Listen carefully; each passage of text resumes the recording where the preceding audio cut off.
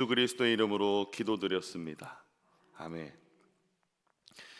할렐루야. 오늘 새벽에 나오신 여러분들 주님의 이름으로 환영합니다. 오늘 이 디모데전서 1장 1절에서 2절 말씀을 보면서 은혜와 긍휼과 평강이라는 제목으로 하나님 말씀 나누길 소망합니다. 이 성경에는 많은 책들이 있지만 굳이 이 디모데 전서를 택한 이유가 있습니다. 바로 이 디모데 전서에 나와 있는 두 구절이 오늘 이 말씀을 준비하면서 하나님께서 제 마음에 강한 마음을 주셨기 때문입니다. 첫 번째 구절은 디모데 전서 6장 11절 말씀입니다. 오직 너 하나님의 사람아, 이것들을 피하고 의와 경건과 믿음과 사랑과 인내와 온유를 따르며. 이 구절의 앞부분에 나와 있는 뜻이 오직 너 하나님의 사람아, 이 말씀이 저에게 강한 울림을 주었기 때문입니다. 여러분, 거듭 말씀드리지만 우리는 하나님과 주님과 인격적인 관계 속에 거해야 합니다. 성경 속에 등장하는 수많은 하나님의 사람들이 그러했기 때문입니다.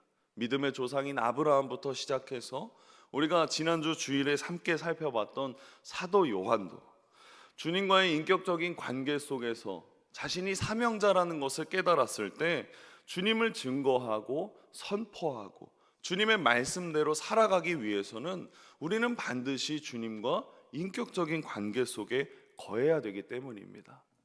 오늘날 여러분, 우리의 삶의 모습은 어떻습니까? 우리는 정말로 오직 너 하나님의 사람아 라는 하나님의 사람으로서 살아가고 있습니까?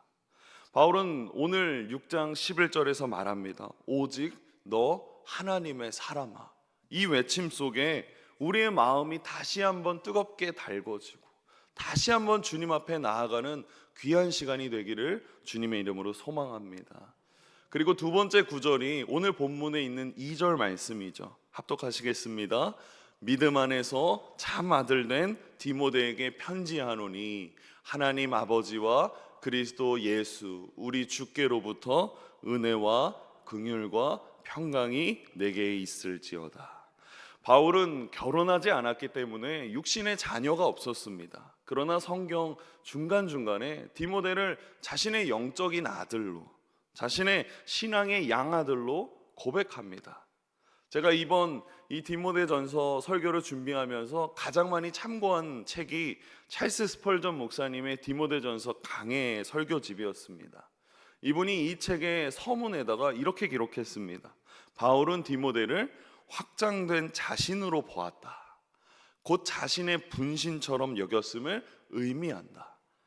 바울 당시에는 지금처럼 온라인으로 소통할 수 있는 스마트폰 같은 바로바로 소통할 수 있는 통신수단이 없었습니다. 그래서 바울은 이렇게 생각했을 것입니다. 누군가가 자신처럼 하나님의 말씀을 전하는 사람이 각 교회마다 있었으면 좋겠다.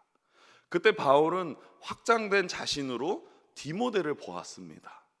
이것이 예수님께서 하나님의 나라를 세우실 때 사용하셨던 제자화 방식과 동일한 방식이었죠. 이탈리아 바이올린 제작의 장인 중에 한 명이 스트라디 발이라는 사람입니다. 그 사람은 자신이 바이올린 제작법을 제자들에게 글로 써서 남겨주는 것이 아니라 반드시 자신의 공방으로 데려와서 이렇게 바이올린을 맞추는 것이고 이렇게 된 나무를 사용해야 되는 것이고 제자들로 하여금 글을 보게 한 것이 아니라 직접 손으로 만져서 경험할 수 있도록 도와주는 방식이었죠. 이것을 무슨 방법이라 하냐면 도제식 훈련 방법이라고 말합니다. 바울은 디모데를 도제식 방법으로 이끌었습니다. 사도행전 16장 1절에서 3절 말씀을 보십시오.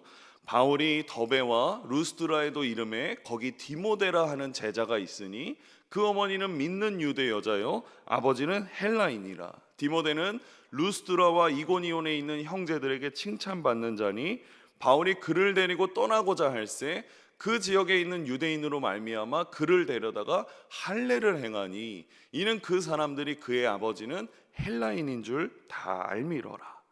디모데는 좋은 신앙을 유지하고 있는 가정에서 태어났습니다.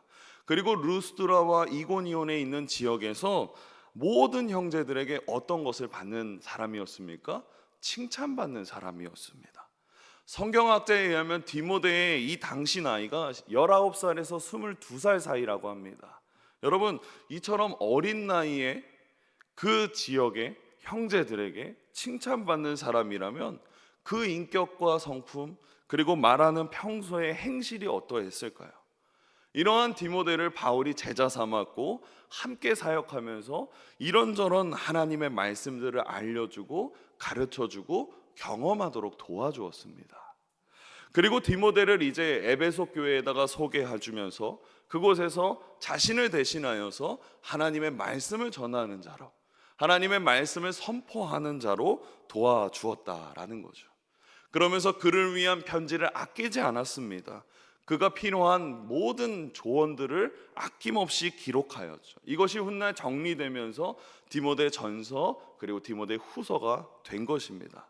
이 말씀을 나눌 때 바울이 디모데가 자신의 분신이자 확장된 자신으로 세운 것처럼 우리도 세상에 나아갈 때 하나님의 사람으로서 세워지기를 주님의 이름으로 소망합니다.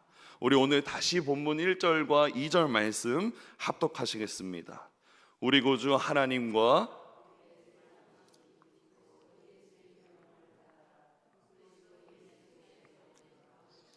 믿음 안에서 참 아들 된 디모데에게 편지하노니 하나님 아버지와 그리스도 예수 우리 주께로부터 은혜와 긍휼과 평강이 내게 있을지어다. 표시해둔 부분이 오늘 주제의 핵심이기도 합니다. 바울이 고백하는 하나님에 대해서 나오죠. 하나님은 우리의 구주다. 하나님은 우리의 아버지이시다. 또 예수님은 우리의 소망이시고 예수님은 우리의 주인이시다 라고 말합니다.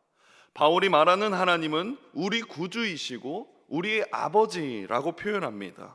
여기서 말하는 구주는 소테르라는 단어에서 시작하는데 이것은 악과 위험, 어려움으로부터 영구적으로 도와주시는 분이라는 의미가 있습니다. 여기에 아버지가 더해지면 어떻게 말할 수 있을까요? 찰스 스펄전 목사님은 이렇게 말했습니다. 악과 위험, 어려움으로부터 영구적으로 도와주시는 든든한 아버지. 여러분, 우리 하나님은 이러한 아버지이십니다. 자식을 내버려 두고 자식을 나몰라 하고 시시한 그런 아버지가 아니라 끝까지 붙들고 지켜주시는 우리 하나님이시라는 것을 바울이 고백하고 있는 것입니다. 그리고 바울은 이어서 예수님에 대한 여러 표현들을 할 수 있지만 오늘 본문에서는 두 가지로 표현합니다. 우리의 소망이시고 그리고 우리의 주인 되시는 예수님이시죠.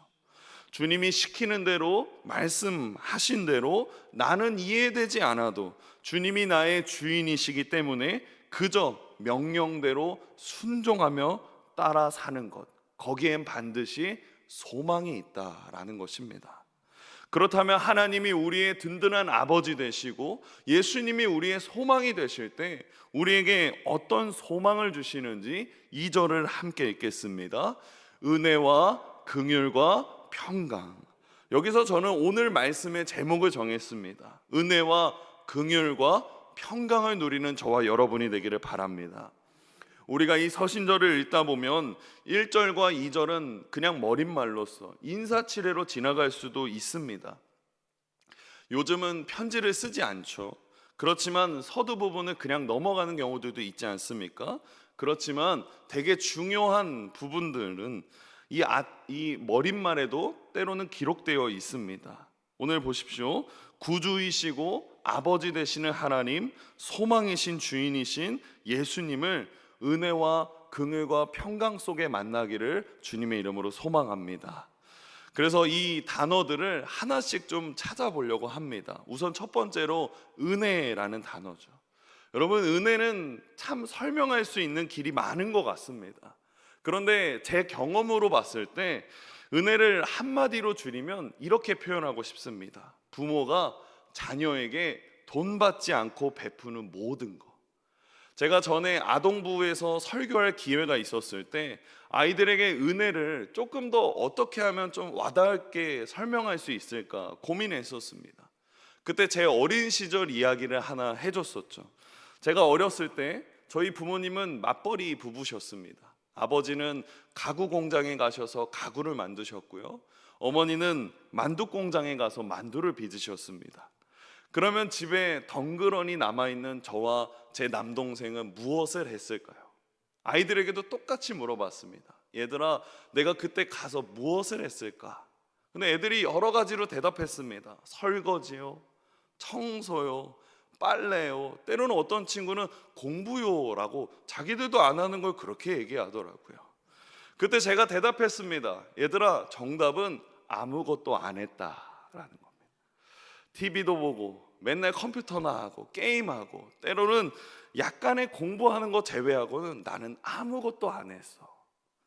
그리고 약간의 이러한 침묵이 흐른 다음에요, 제가 이렇게 대답했습니다. 그런데 부모님은 회사 그렇게 다 마치시고 돌아오셔서 설거지 해주시고 빨래도 해주시고 집에 청소도 해주시고 옷도 사주시고 내가 필요한 게 있다고 하면 그 필요한 거 어떻게든 챙겨주셨고, 내가 내일 어떤 준비물이 있으면 그 준비물도 챙겨주시면서 아무것도 안 하는 나와 내 동생을 사랑해 주셨다.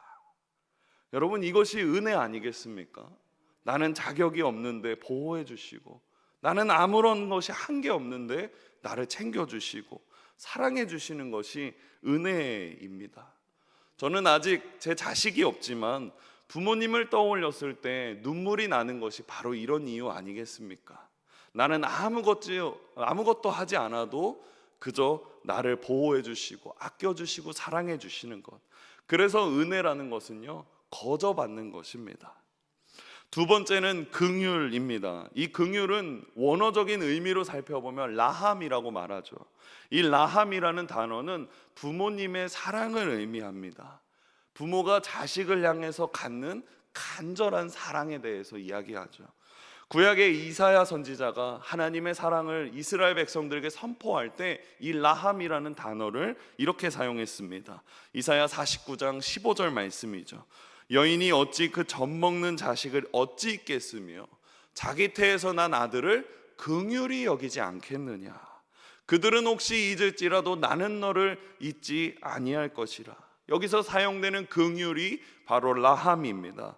하나님은 사랑이시고 어떤 환경 속에서도 우리를 긍휼히 여겨주신다라는 것입니다. 그리스도인은 주님으로부터 이러한 긍휼을 받은 존재입니다. 그래서 하나님의 긍휼을 경험한 사람은요, 다른 사람을 긍휼히 여길 줄 압니다. 자세히 말하자면 하나님의 그 놀라운 은혜와 하나님의 그 한없는 사랑을 경험한 사람으로서 그 은혜를 깨달았기 때문에 이제는 내가 그것을 가지고 세상에 나아가는 거죠. 그렇게 내 가족, 내 이웃, 내 옆에 있는 친구, 그 사람들을 주님의 사랑으로 대하겠다라는 것입니다.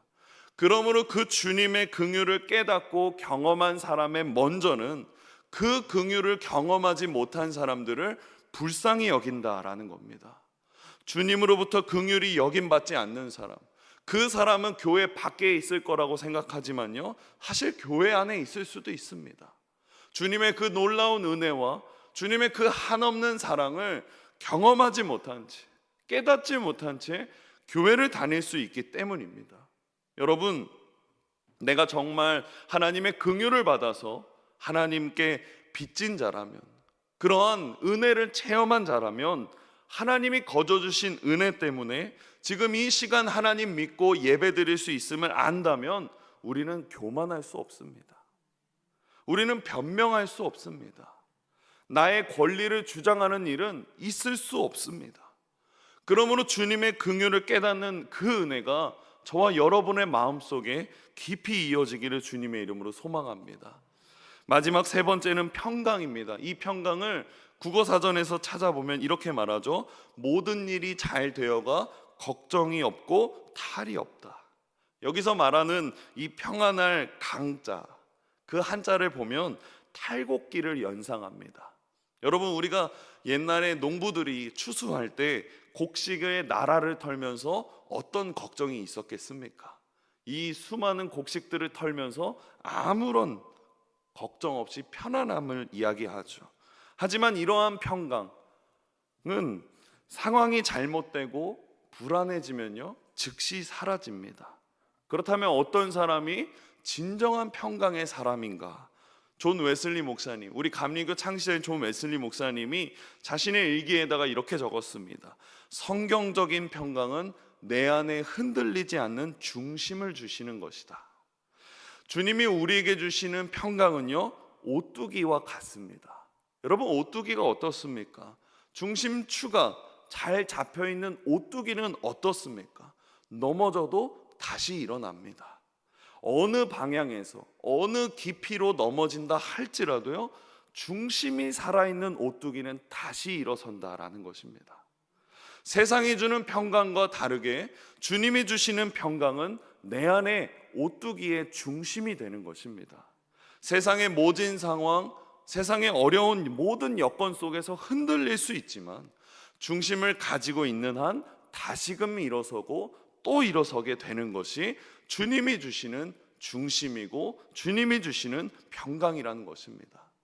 제가 이 평강이라는 것을 떠올릴 때마다 생각나는 찬송가가 하나 있습니다. 413장의 내 평생에 가는 길이라는 찬양이죠.